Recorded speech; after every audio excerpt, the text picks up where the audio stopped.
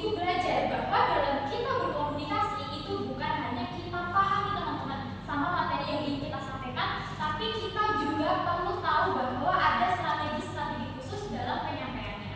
Oke, untuk strateginya nanti akan kita pelajari teman-teman di slide berikutnya.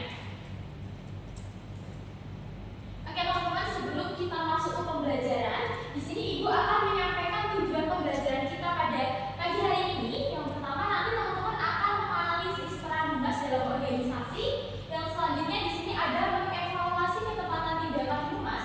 Yang selanjutnya adalah merancang solusi komunikasi Humas dalam bentuk simulasi atau media sederhana. Nah teman-teman, di sini masih ada erat kaitannya dengan mata pelajaran pelayanan prima dan juga komunikasi di tempat kerja. Oke teman-teman, tadi kan pada bilang kalau udah belajar ya. Nah di sini Ibu mau ngetes nih, kalian beneran belajar atau enggak? Nanti kalau teman-teman setuju, nanti jempolnya jangan. Kalau teman-teman nggak setuju, jempolnya dibalik. Oke siap? Oke, di sini ada soal. Staf Humas diperbolehkan menunjukkan ketidaksetujuan secara eksplisit kepada tamu yang menyampaikan tuntutan tidak sesuai prosedur demi menjaga integritas atau aturan lembaga. Nah teman-teman, eksplisit di sini pada tahu nggak eksplisit itu apa? Ya benar ya, yang disampaikan oleh Mbak Dinda. Eksplisit adalah menyampaikan secara terang-terangan. Oke, siapa nih yang setuju? Yang tidak setuju? Oke, berarti pada jawabnya tidak setuju semua ya. Oke, kita cek di jawabannya. Oke, benar banget ya, jawabannya tidak setuju. Berarti teman-teman semua udah pada belajar beneran nih. Oke, tepuk tangan dulu untuk kita semua. Oke, jadi benar sekali ya, staf Humas tidak boleh menunjukkan ketidaksetujuan secara eksplisit. Nah, mengapa? Karena menunjukkan ketidaksetujuan secara eksplisit dapat memperburuk situasi dan meningkatkan konflik. Selanjutnya, Humas wajib mengedepankan empati. Jadi kita dengarkan dulu nih permasalahan dari klien kita, baru merespon dengan profesional. Nah teman-teman perlu diingat bahwa respon yang tepat itu adalah kita mendengarkan terlebih dahulu, lalu meminta maaf nih atas ketidaknyamanan serta menjelaskan prosedur dengan tenang, mengedepankan empati dan baru merespon dengan profesional. Oke teman-teman, kayaknya masih pada lemes ya pagi-pagi gini. Siapa yang tadi bangunnya kesiangan? Banyak banget ya. Mbak Raya hitung jam berapa nih? Saya bangun jam setengah 8. Oke, Mbak Isa? Setengah 8. Mbak Cipa juga sama? Setengah 7. Oke, karena pada lemes di sini Ibu ada games dulu ya. Jadi nanti kalau semisal nih Ibu selesai membacakan, nanti teman-teman teriak ya, kira-kira dari soal yang Ibu paparkan itu Humas atau bukan Humas? Dapat dipahami?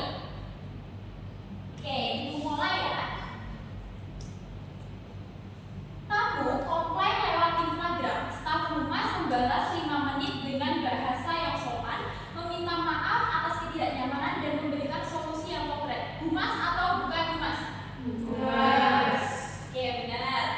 Ya, selanjutnya di sini ada tamu datang dengan nada marah di lobi. Petugas Humas menjawab, itu bukan urusan saya, silakan tanya kepada bagian yang lain. Humas atau bukan Humas?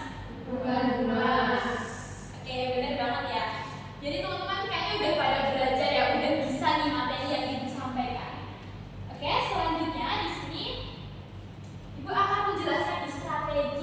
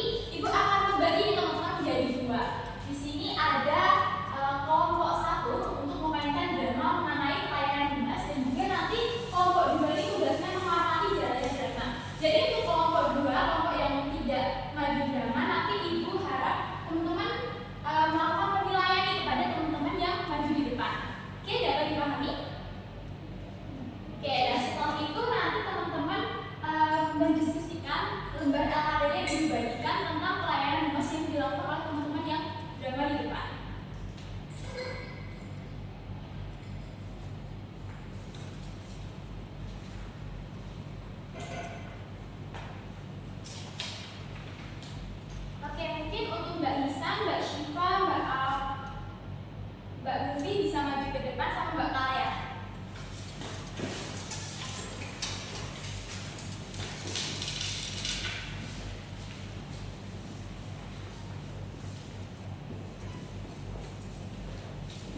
Oke, jadi untuk Mbak Lisa, Mbak Eva, dan Mbak Aul serta Mbak Mufi jadi kelompok satu ya, yang nanti akan memainkan peran.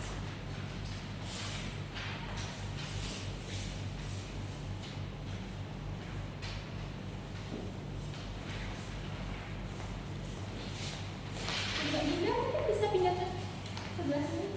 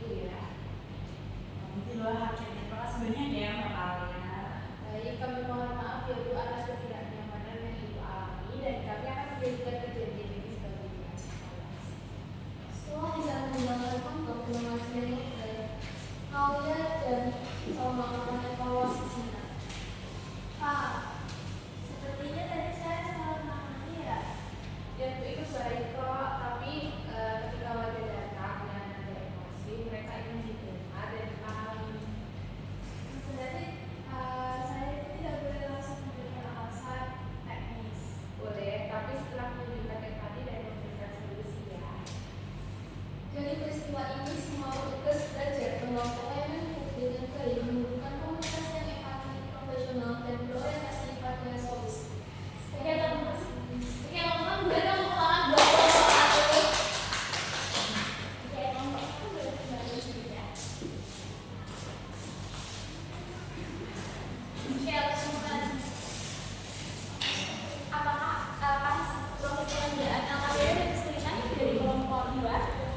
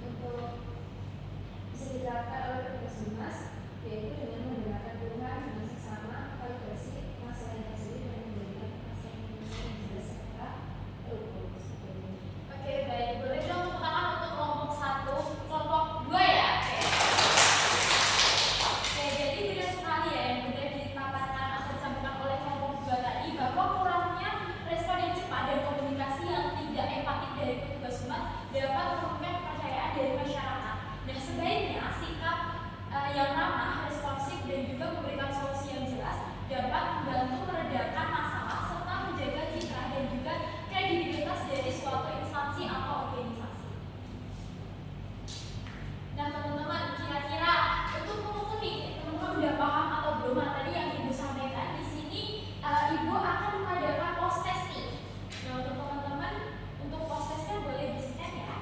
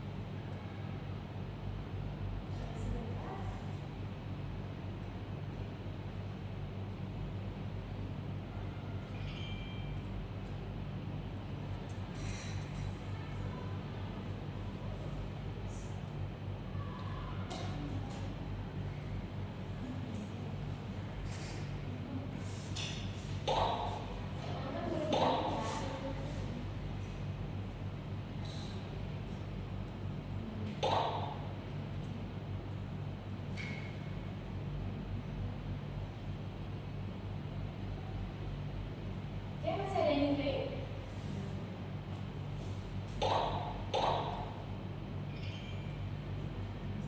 Oke, udah ya, kita mulai.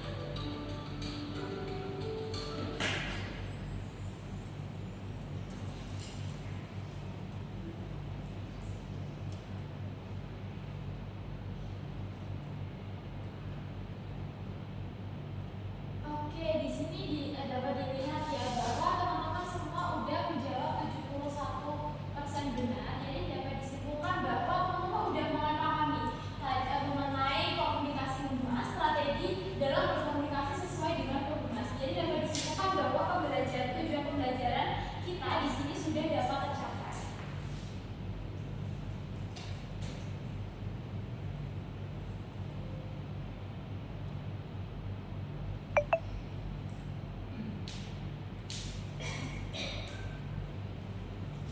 Oke teman-teman, sebelum